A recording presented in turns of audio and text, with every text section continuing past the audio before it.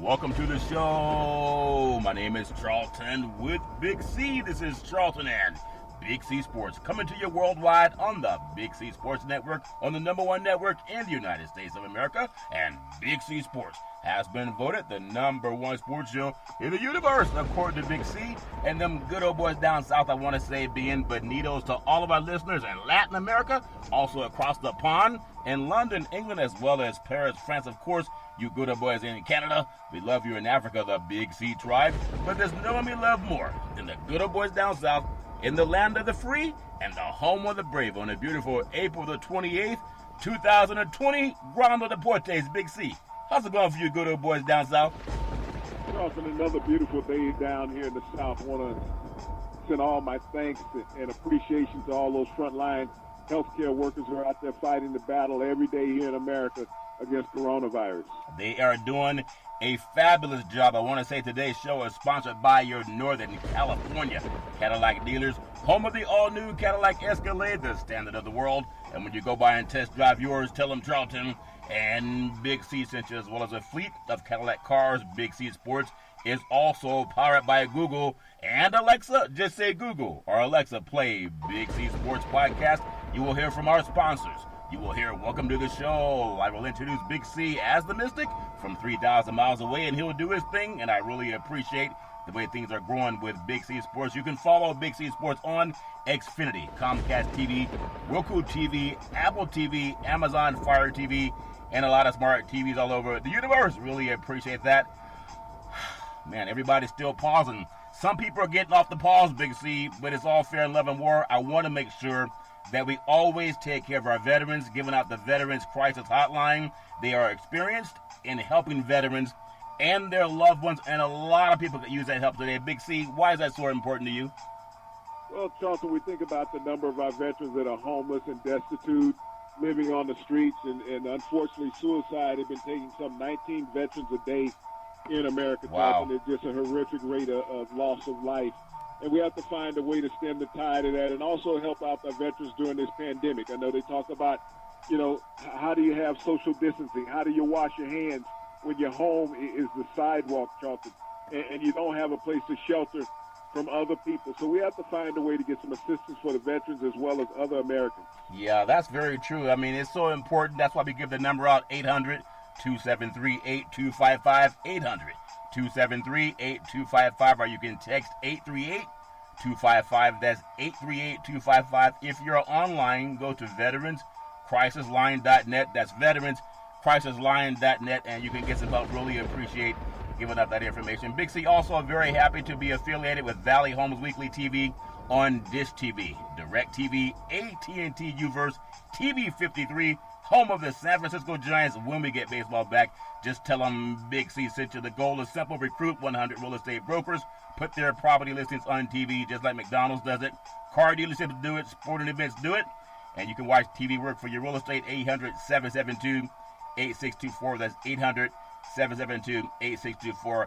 Big C, I wanted to just get back into some things that we had talked about yesterday. I know we were trying to do our show a little bit differently in respect to the first responders that are dealing with a lot of different things. So I wanted to make sure that we would just give them, maybe just going about an abbreviated 50 minutes or so, just to give them that 10 minutes of silence and prayer, that we're not going that extra 10 minutes until things get better. So really looking forward and offering that. A lot of good things happening in the sports world. But I wanted to go back to yesterday. I know we had finished and we got Big C's thoughts on the NFL draft for 2020, and we covered all the divisions, and then we get out to the West, and that's when we wanted to just pay homage to our first responders. But I want to take you back to the West Coast. I know, man, there's a lot of things I want to talk about going on in California too, but just to start off with the West Coast, we were talking about teams and how they looked for the draft.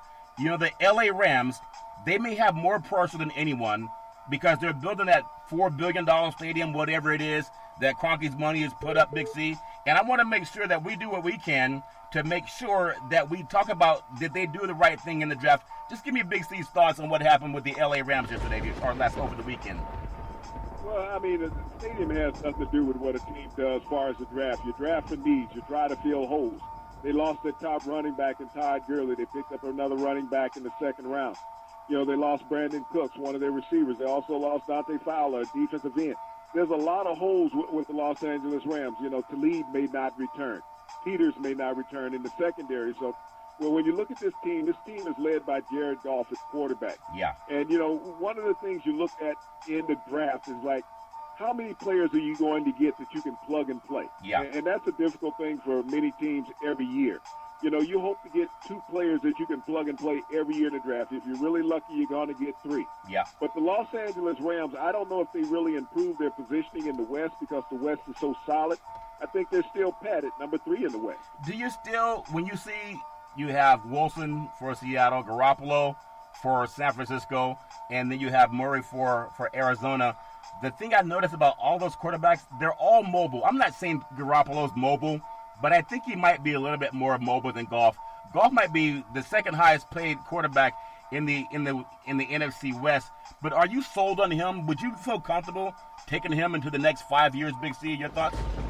Who was that? Jimmy Garoppolo? No, Jared Goff for the Rams. Yeah, Jared Goff. Yeah, I'm comfortable with Jared Goff. I mean, when you look at where he is and where he's come from, this guy has been to the Super Bowl already. When you look at the NFC West, they boast 3 quarterbacks that have gone to the Super Bowl here in the last decade. Yeah. So when you talk about the power of a division, it's right there in the NFC West. Jared Goff made tremendous strides. You got to understand where the Rams were last year. Yeah. It was due to a lot of injuries. There was a huge fall off from Todd Gurley. They let him go because he wasn't productive. Yeah. They had to make some moves in their offensive line. When they lost Sudfeld to the Titans, it really hurt the boasting of their running game, and they also had a new center. You know, Cooper Kupp was coming back off a knee injury. They didn't get the productivity from their wideouts. Yeah. Woods was gone a lot of the year.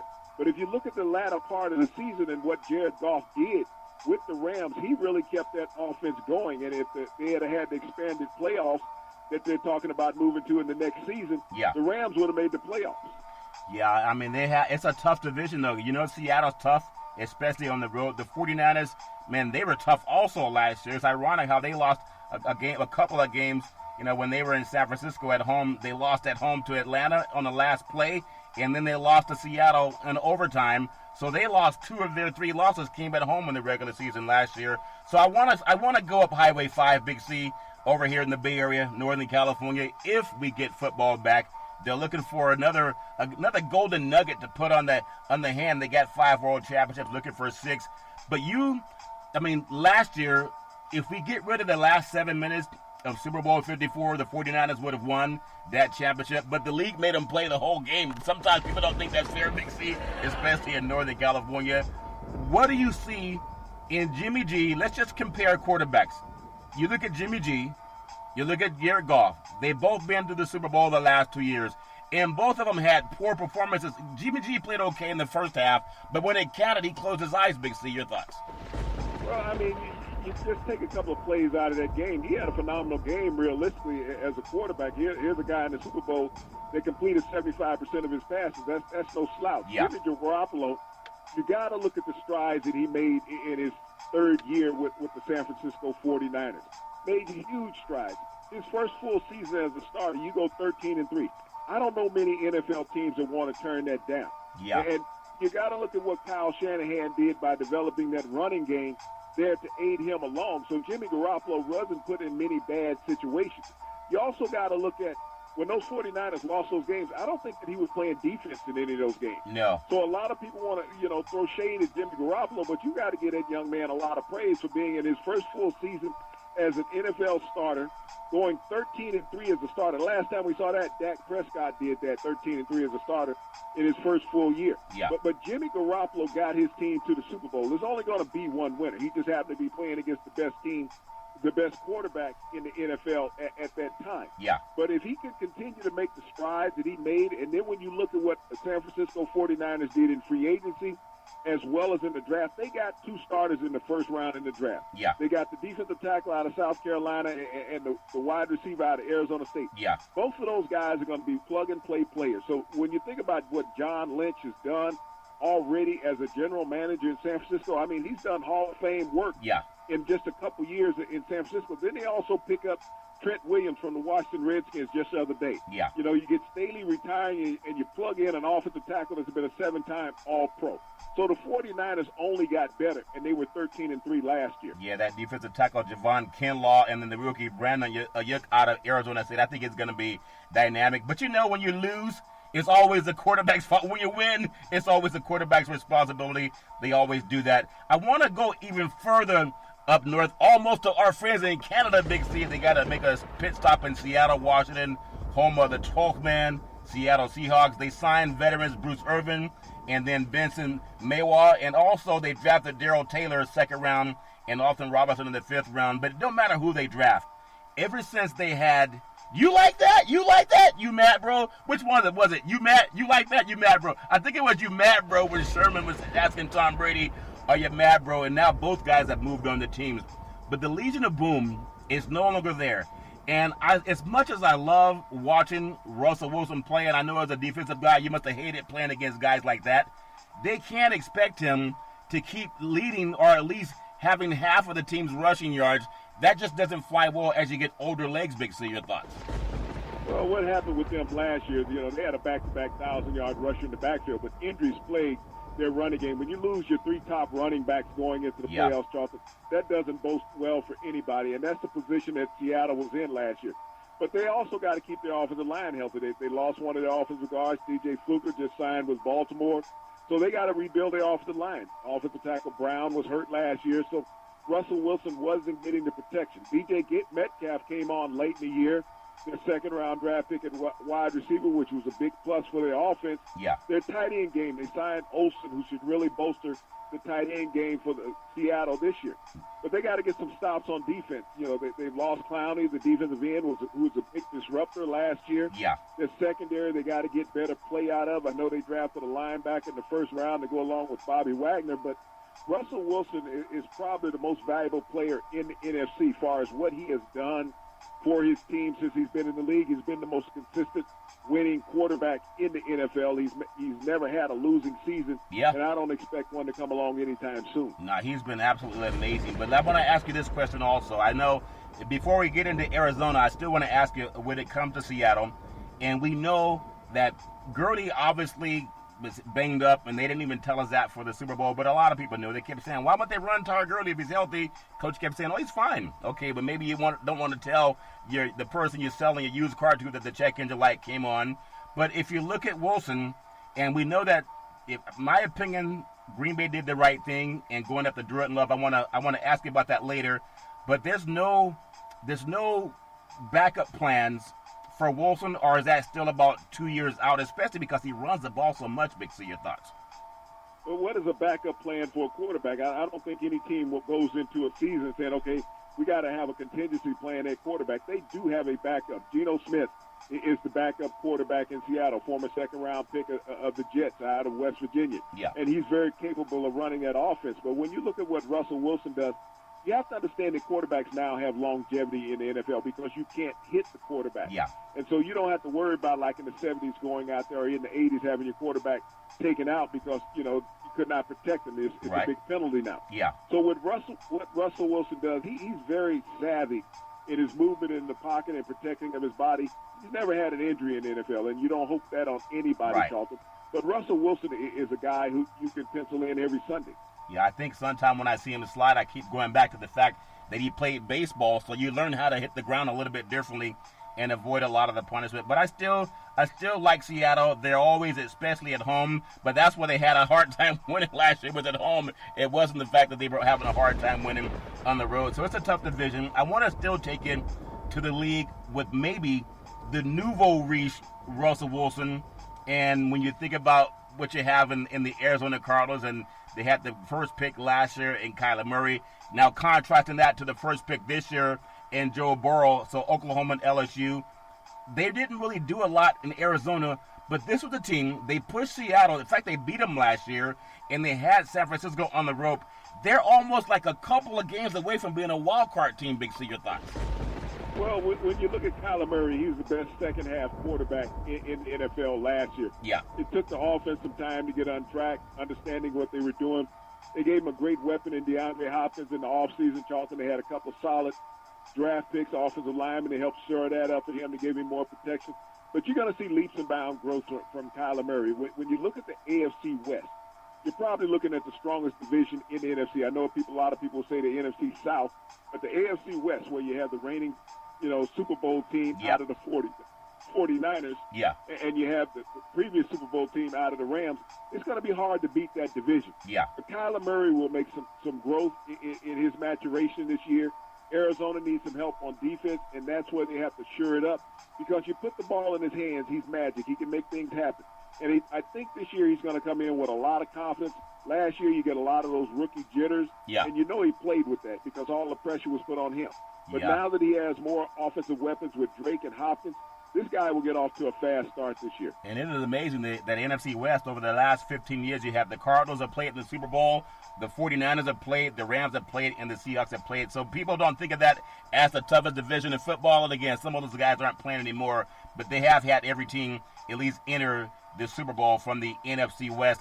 I want to take you, before I get in some thoughts on Jameis Winston signing with the New Orleans Saints, after throwing for 5,000 yards, they put up on the trade block after throwing for 5,000 yards. Maybe should have thrown for 6,000. But before I get into him, you said something yesterday, and I just want to ask you again. When I look at Jordan Love, and I thought if he played at LSU, he may have had a better season than Joe Burrow. In fact, they played LSU the year before last, and they was down in the swamp, and they didn't have nearly the same talent. But his skill level it just seemed like he's just as athletic, maybe even more. But this thing about people complaining that the Green Bay Packers are doing the same thing with Rodgers that they did when they had Brett Favre. That's get a guy that's a valuable player and let him come in and learn for a couple of years. But people seem like it's anathema. Big, to your thoughts. Well, they keep saying that Aaron Rodgers needed help. Aaron Rodgers just needs to help himself. Yeah. I mean, as a quarterback, you're in control of everything. He had a decent receiving core last year. You just have to put the ball on the money. When they talk about, he was down to San Francisco by over 20 points in 2 games at halftime. Well, last I checked, he had the ball in his hand the last 2 minutes of each one of those halves, and he didn't score any points during that duration. So, as people say, get Aaron Rodgers some help. Aaron Rodgers is not management. Green Bay has done fine in the selections. If Aaron Rodgers stayed healthy all those years, what do you look at that point? But you can't have a $155 million contract and say, get me some help, because there's just no salary cap space. And, you're not going to go out every year and find a receiver in the first round of the draft that becomes all-pro and blows every defensive back in the NFL away. Yeah. If the quarterback is not putting the money on the receiver, I mean, look at Adam Thielen in Minnesota. Yeah. I mean, this is an undrafted free agent. He's an all-pro. The last 2 years had over 100 receptions in each one of them. And no one is saying the Vikings need to go out and draft receivers in the first round. Everybody has made an excuse for Aaron Rodgers for the last 5 years. Yeah. You draft Jordan Love, and it's almost like the audacity of them to draft a black quarterback to replace Aaron Rodgers. How dare them? Yeah.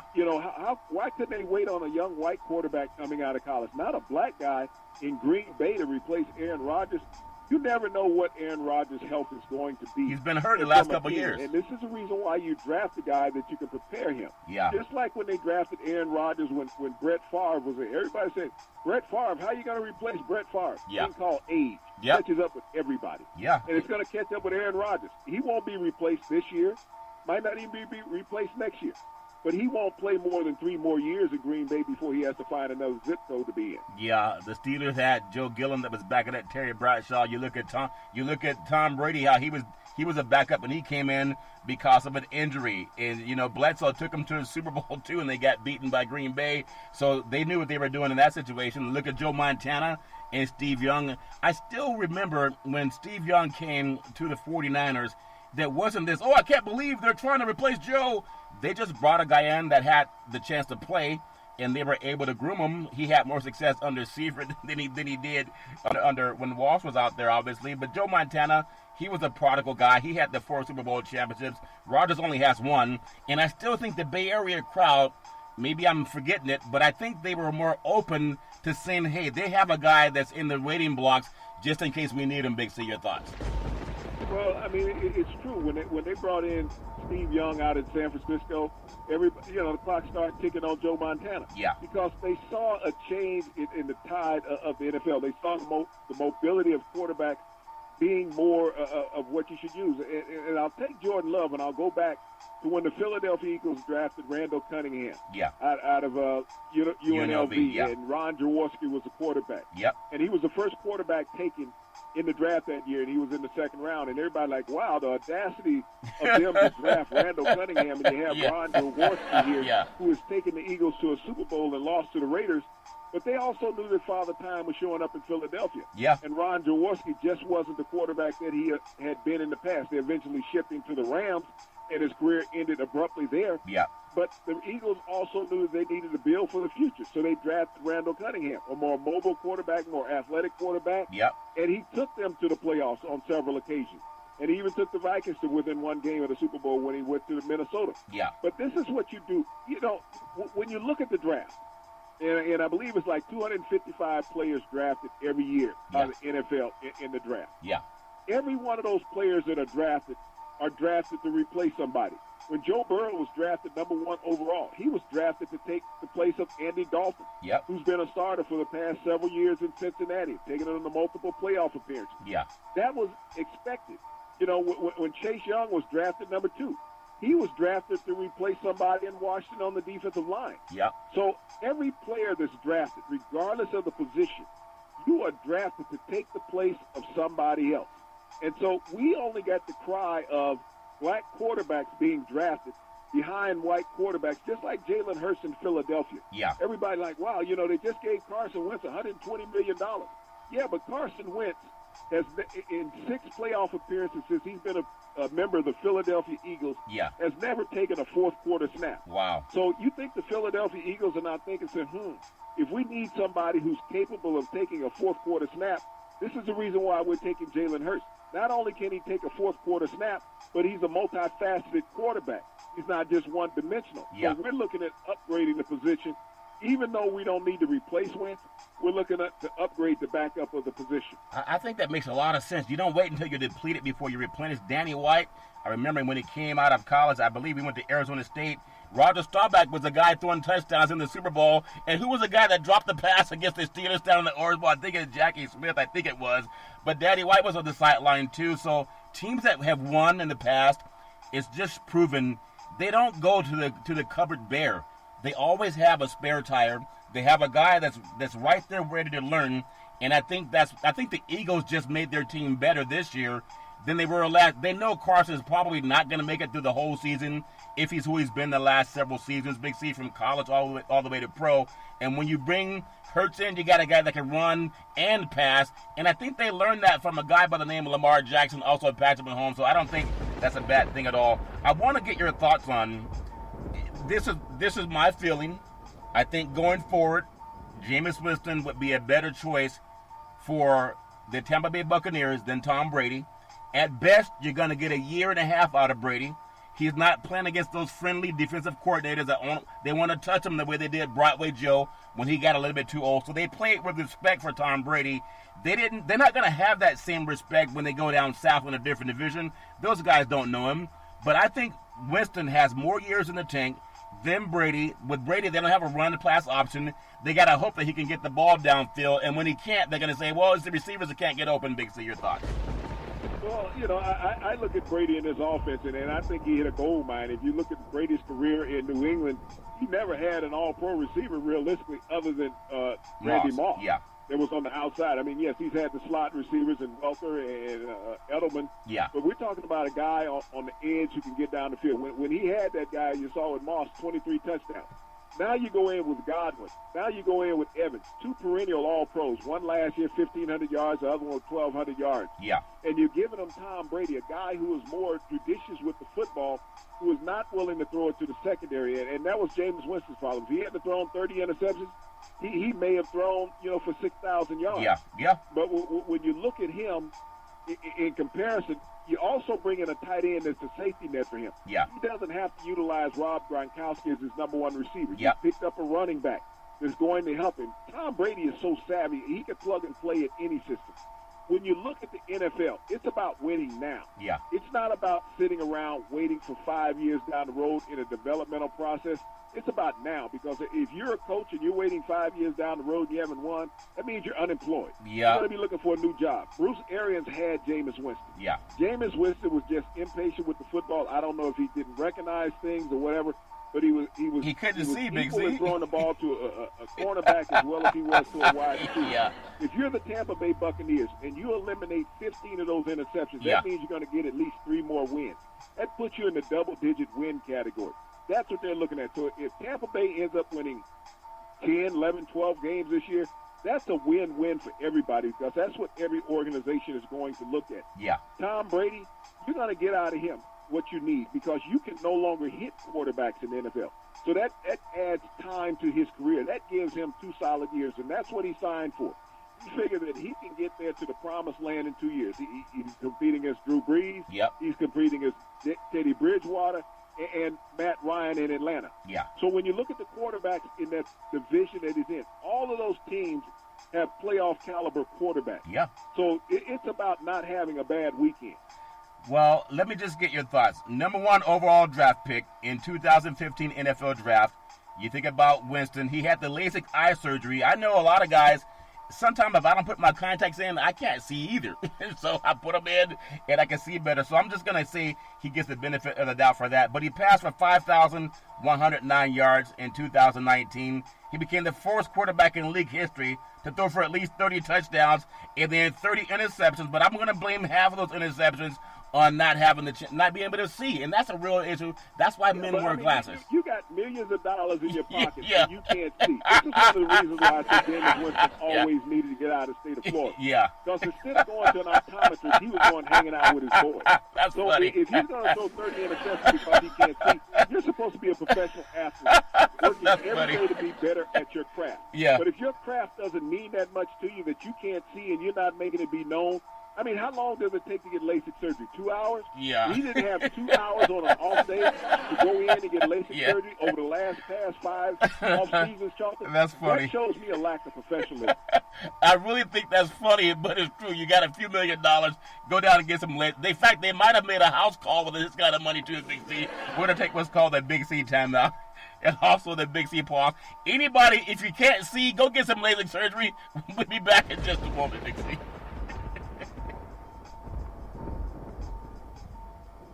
All right, we are back for the Big C timeout, also known as the Big C. Let me throw something back at you, Charleston, Yeah. since we're back from the timeout, and then you can finish that up. Yeah. Now, you think he can see how many crab legs was in that package when he walked out the That's store not with? fair, man.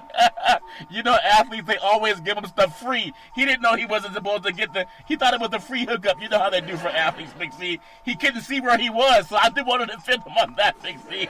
You can follow Big C Sports 24 hours a day, 7 days a week on the #1 podcast network in the universe, iHeartRadio podcast. You can follow Big C Sports on Apple Podcasts. You can follow Big C Sports on Google Podcasts. You can follow Big C Sports on 2 apps that I love called Spreaker and also Google and Alexa. Just say Google or Alexa, play Big C Sports Podcast. You will hear from our sponsors. You will hear Welcome to the Show. I will introduce Big C as the Mystic from 3,000 miles away. He can see from 3,000 miles away. I don't even know what you look like sometimes, Big C. But we really look forward to the way things are going with Big C Sports. You can follow Big C Sports on Xfinity, Comcast TV, Roku TV, Apple TV, Amazon Fire TV, and a lot of smart TVs all over the universe. Really appreciate that. Also happy to be affiliated with Valley Homes Weekly TV on Dish TV, DirecTV, AT&T Uverse, TV 53, home of the San Francisco Giants. When you reach out to them, tell them Big C sent you. The goal is simple. Recruit 100 real estate brokers, put their property listings on TV, just like McDonald's does it, car dealerships do it, and hopefully sports teams would do it too. You can let real estate work for you. 800-772-8624. That's 800-772-8624. You know, I know of athletes. In fact, it was Kareem Abdul-Jabbar that got poked in the eye.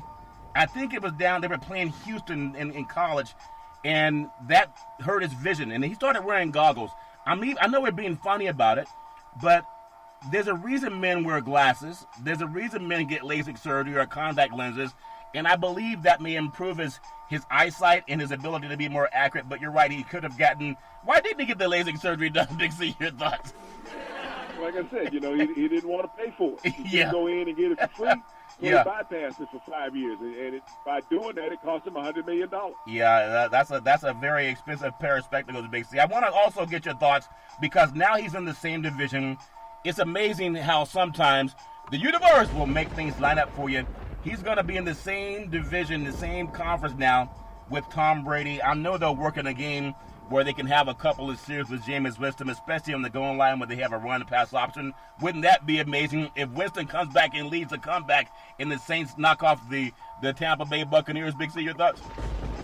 Well, he's going to New Orleans to learn, and you think about what going to New Orleans can mean. I mean, you know that they don't have a quarterback controversy down there. You have Drew Brees. Yeah. This is about him settling down and learning how to be a true NFL quarterback.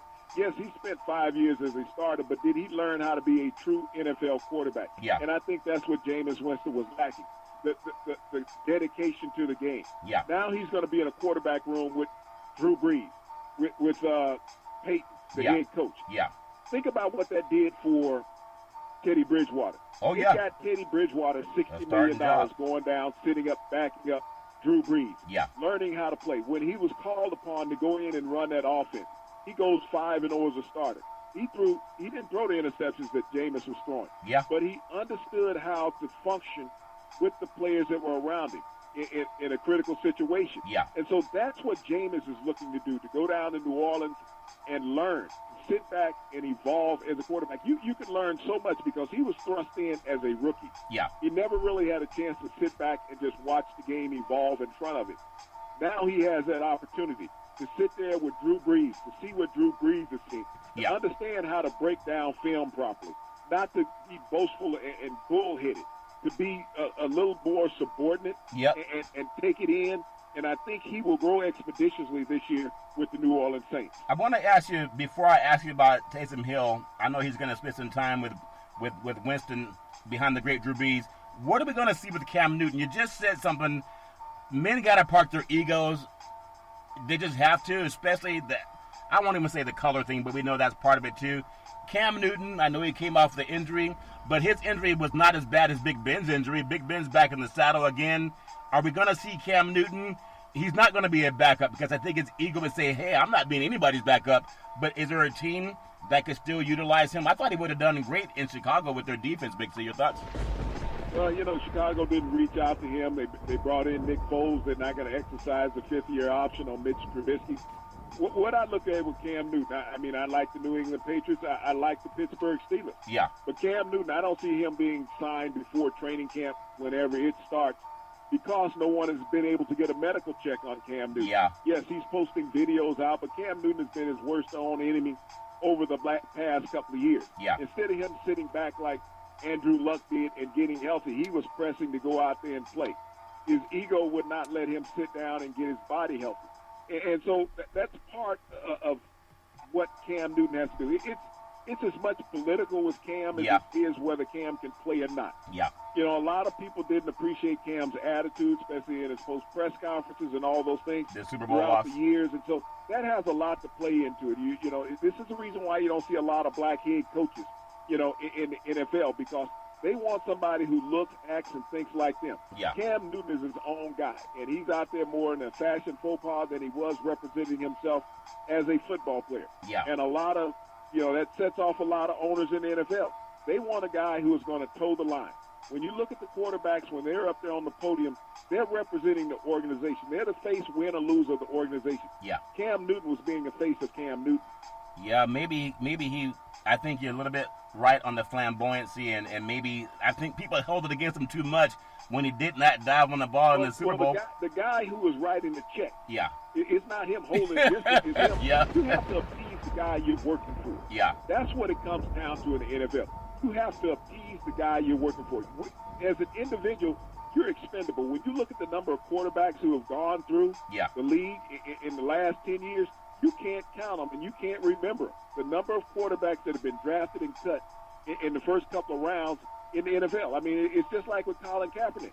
Colin Kaepernick was not appeasing his employer. This is the reason why he's not working in the NFL and may never work again. Yeah. And when Cam Newton started going down that same road, other than the politicizing of things from his perspective, but it's been politicized back against him because of his demeanor and attitude. Yeah, I mean, these can happen. We know in the world of sports, and even if you look at things happening, and if the Kansas City Chiefs, they release 15 years, Dustin Colquitt been punting the ball for 15 years, but decided to get rid of him.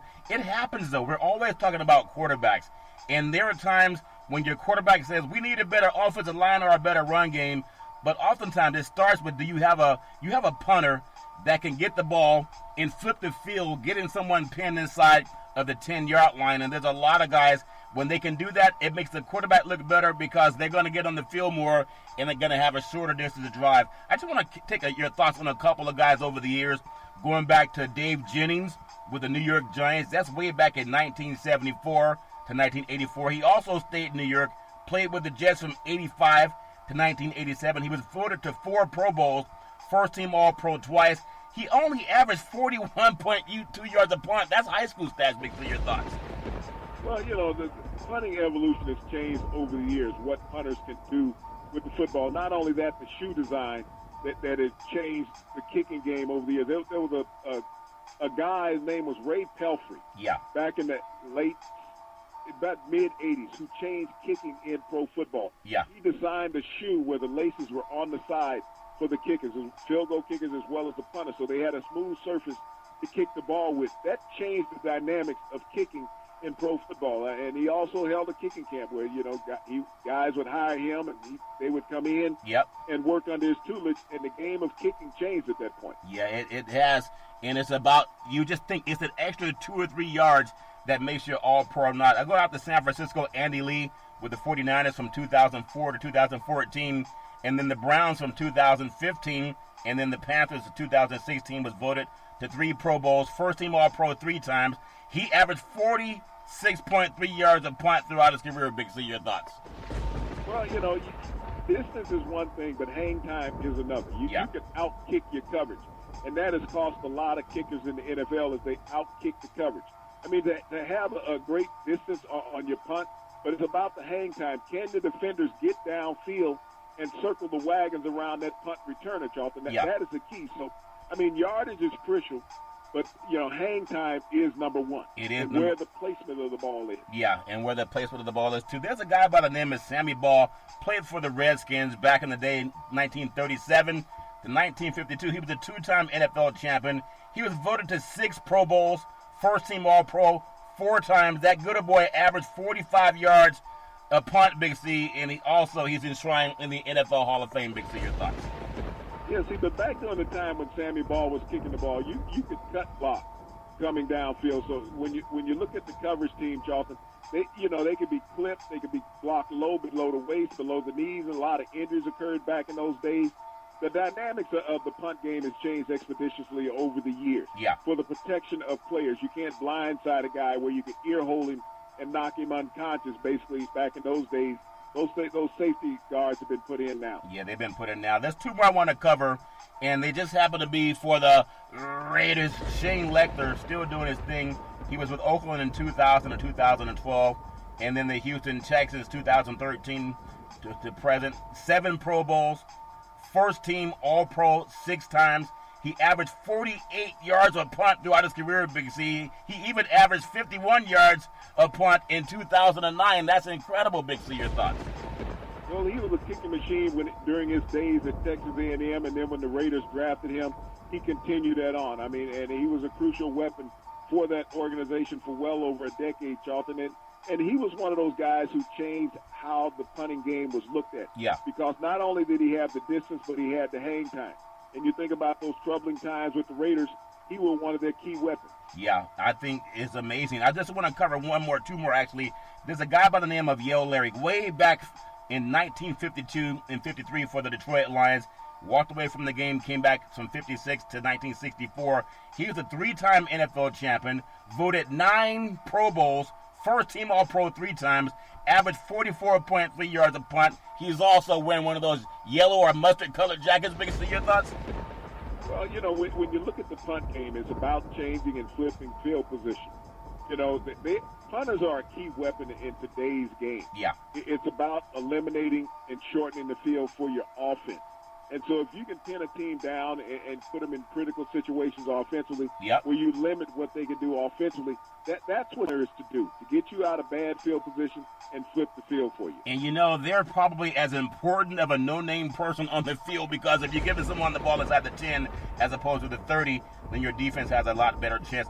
The last guy I want to cover in the kicking before I go into a few more things, Ray Guy for the Oakland Raiders, and he had to do it in the age of Stickum. So sometime I'm sure the ball tried to stick to his feet a little bit, Big C, but the great Ray Guy for the Oakland Los Angeles Raiders, 1973 to 1986, three-time Super Bowl champion, voted to 7 Pro Bowls, first team All-Pro 3 times.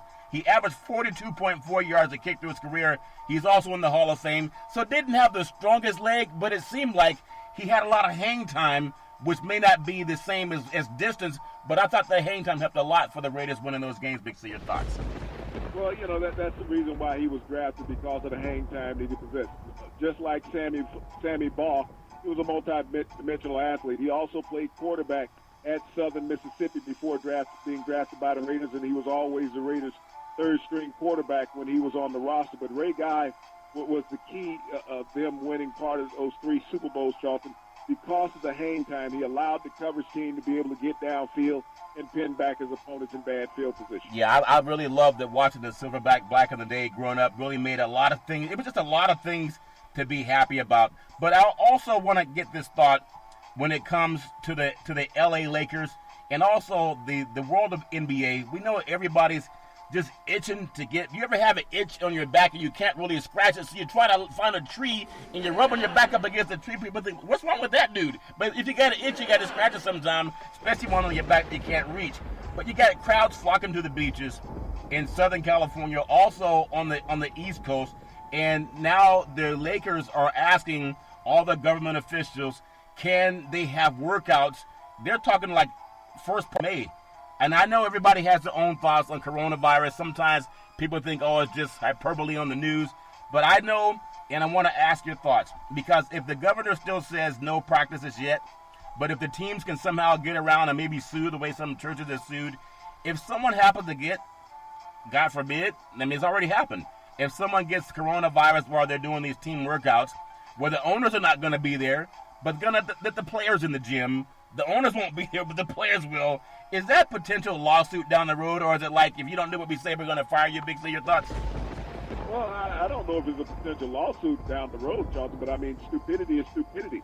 Why is there such a push for put athletes body to body with everybody, and there's no push to put the general public body to body with everybody? You talk about holding sporting events without fans. Just put the athletes out there who are the ones who are dealing with the physical contact, who are dealing with the body perspiration and fluids passing back and forth on each other's skin, Charlton, and breathing in each other's face. So as this cry that we keep hearing, and I haven't heard any of the Lakers players say that. Right. So this is just a news report, evidently. But until the players get out there and say, okay, we demand to be out there, you can't stop somebody from doing what they want to do. Right. So think about that. So as you get these news reports saying that so-and-so is asking so-and-so, give us a name. Yeah. I don't think you ask anybody to leave your house and go to the gas station or go to the grocery store. Yeah. You do that on your own time, Jonathan. So as the media reports keep coming out saying that the organizations are asking, as a grown man, if you want to be a stupid fool and go out there and say, okay, I'm going to sweat on somebody else without having testing, then that's fine. You go do that. Yeah. But, the way I look at this, if you're going to have players getting together for an event, and the teams can pay for testing where the general public can't, they have the money to do that. I think that if the teams are going to go out there and do that, then they should have to, for every player that they have tested, they need to pay for 5 tests for the general public. 5 to 10 tests. They have the money. Let the team foot the bill for 5 to 10 ticket holders, season ticket holders, to be tested to see if they're fine, and they can come into the arena and watch practice or a game. Yeah, I told you when South Korea started playing baseball without people that it's going to push more leagues to do it, and then in Nicaragua, our good old boys down south, Big C, they have this boxing event. It was televised Saturday night. I didn't know about it, but they actually have fans in the arena. It's a sparse crowd. It's not like 50% crowd, maybe 40%, but they have fans in the arena. And those fighters said they're going to choose fighting over hunger because they don't have the same system of fallback that we may have here in the United States. And I'm also just reading about they don't fear coronavirus. To me, that's not being knowledgeable because it's something that has happened all over the world. So they have 8,000 seat arenas where they're boxing. They couldn't care less about science. But also, I think it's a shame that some people feel they got to do that when science is saying we've lost more people in the United States alone. Third world countries, Charles, and there's people out there fighting to survive. Food, there's people out there eating out of trash receptacles, out of dumps. You're going out there getting whatever they can to survive. Everybody does not have the advantage that you have in the United States. You're living in a blessed plus society, Charles. When you think about what you're exposed to, what you can be protected from in this country. So to go out there and judge a third world country based on the lifestyle that you have here in the U.S.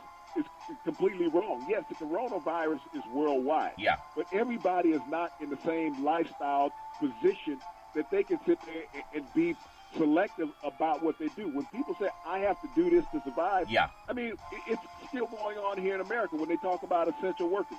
You're going to tell me that it's more essential for Walmart to be open than a mom and pop store on that same street, Charlton?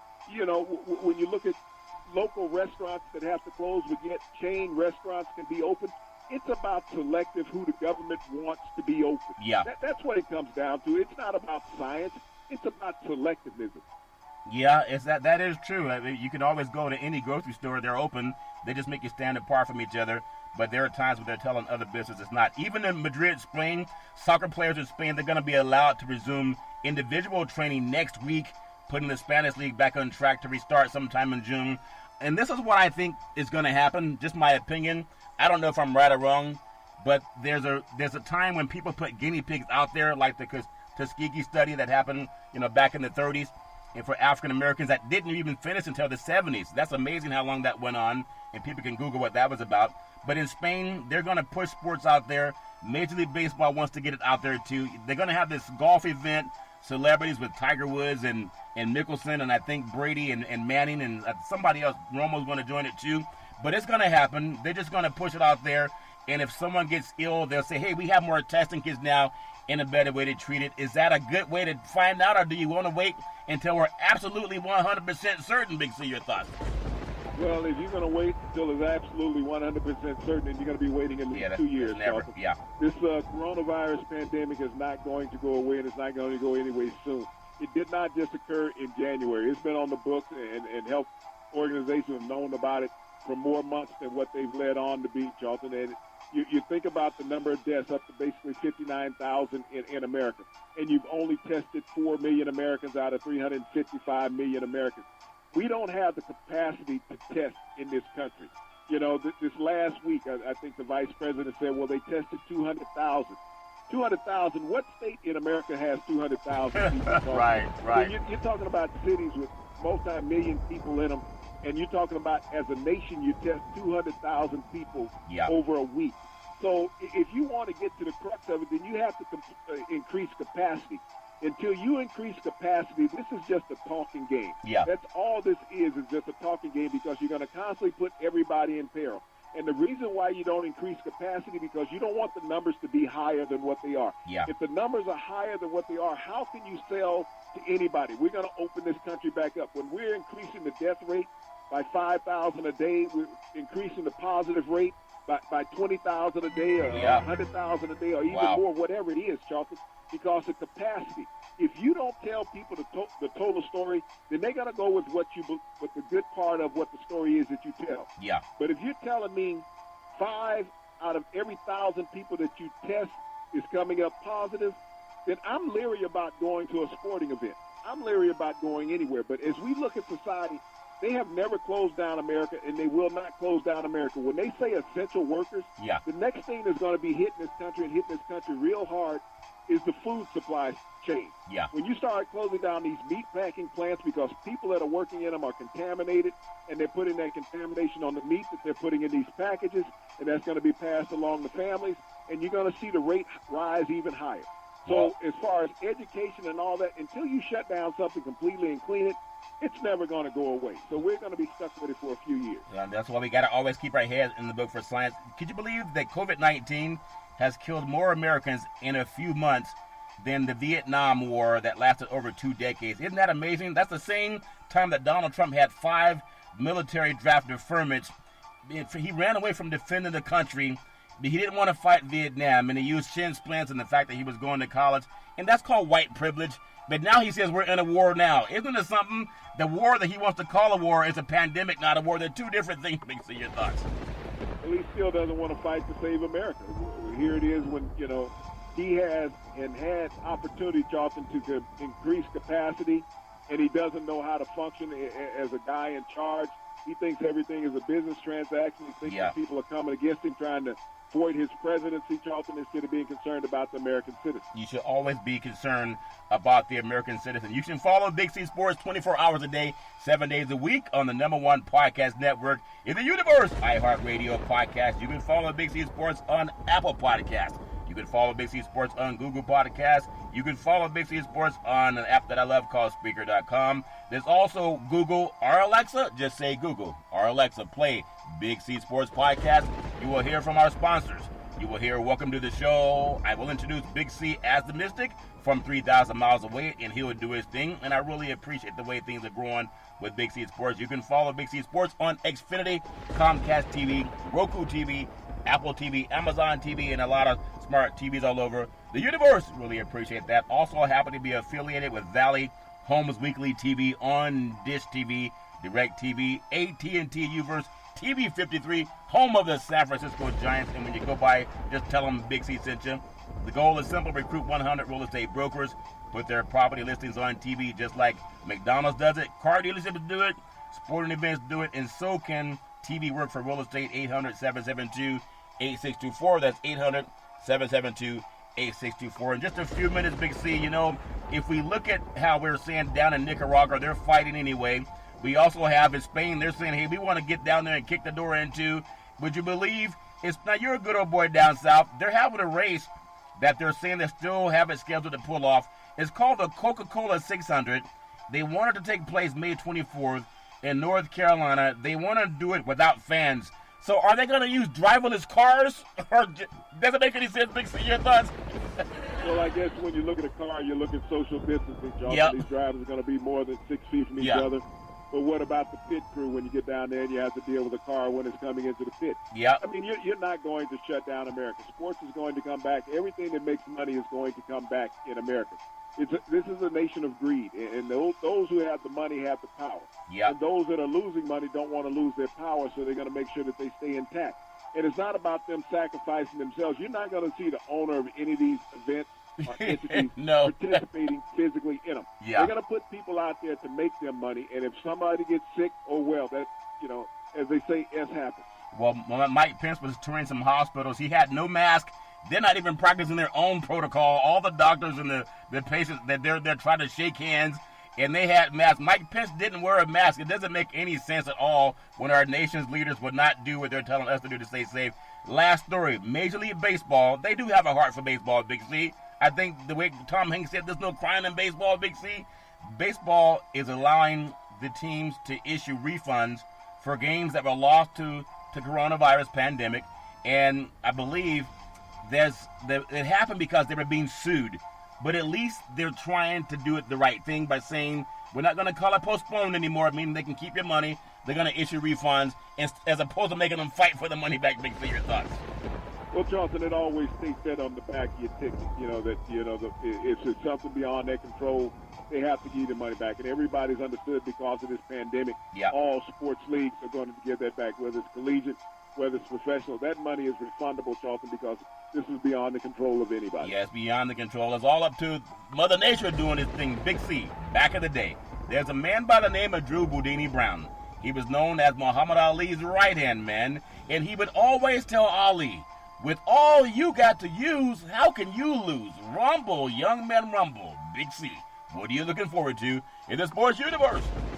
Well, in the world of sports, Charlton, and healthcare, I want to say thanks and stay healthy and safe to those frontline healthcare workers for all that you do every day for all of us, especially me and my family. how you brought me through these troubling times, and you've done it for so many others. Thank you very much. And we thank you with all heart, mind, body, and soul. And may everybody please stay safe, wash your hands, and wear your mask. You can follow Big C Sports Monday through Friday at 5 and 6 p.m. worldwide on the #1 podcast network in the universe, iHeartRadio Podcast. You can follow Big C Sports on Apple Podcasts. You can follow Big C Sports on Google Podcasts. You can follow Big C Sports on the app that I love called Google. And Alexa, just say Google. Or Alexa, play Big C Sports Podcast. You will hear from our sponsors.